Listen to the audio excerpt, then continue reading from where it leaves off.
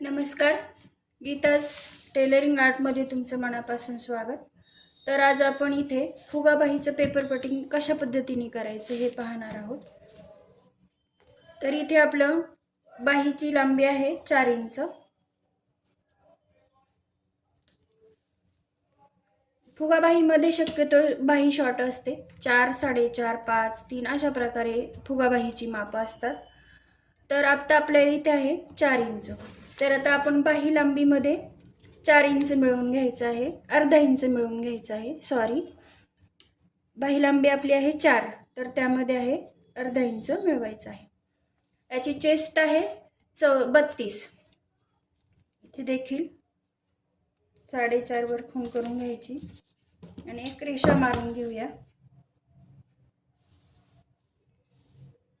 या मापाची आपली चेस्ट आहे 32. तर ही घेतली लांबी अधिक अर्धा इंच. इकडे चेस्टचा चौथा भाग घ्यायचा आहे. हा 32 चेस्ट आहे, त्यामुळे त्याचा चौथा भाग येतो 8 इंच. 8 वर आपण खूण करून घेतली आहे.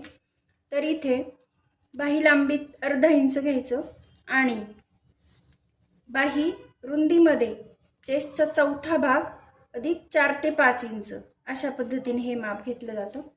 तर आता आपला चौथा भाग येत आहे 8, त्यामध्ये आपल्याला 5 इंच मिळवून घ्यायचं. तर हे आपलं पूर्ण पेपर येत आहे 5 इंचामध्ये. एवढं आपण एक्स्ट्रा घ्यायचं आहे. ते कशासाठी, तरी ते आपल्याला पफ तयार करायचा आहे, फुगा बाही, म्हणून आपण त्यात चुन्या घेणार आहोत. म्हणून 5 इंच मिळवायचं आहे. चेस्टच्या चौथ्या भागात 5 इंच मिळवून घ्यायचं आहे. तर इथे हे आपण 5 इंच मिळवून घेतलेलं आहे. तर सगळं आपलं किती झालेलं आहे, जवळजवळ 13 इंच तयार झालेलं आहे बाहीची रुंदी. तर आता याचा मध्य घ्यायचा आपण. 13चा मध्य 6.5. 6.5 वर एक खूण करायची. आता आपली बाही इथे 4 असल्यामुळे आपला सेफ येणार आहे बाहीचा 2 वरून.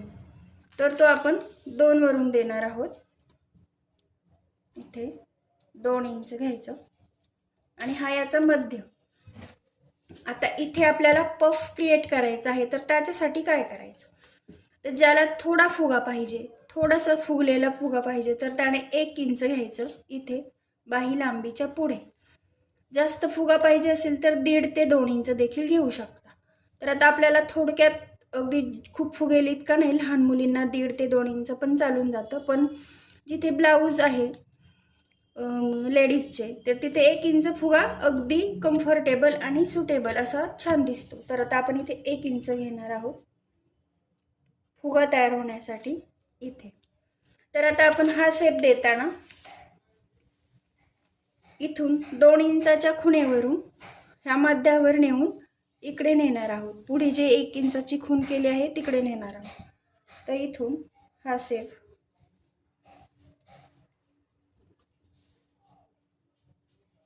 असा फुगी जिकडे इकडे जाईल असा सरळ अशा पद्धतीने हे पहा, अगदी व्यवस्थित असा आपला शेप आलेला आहे.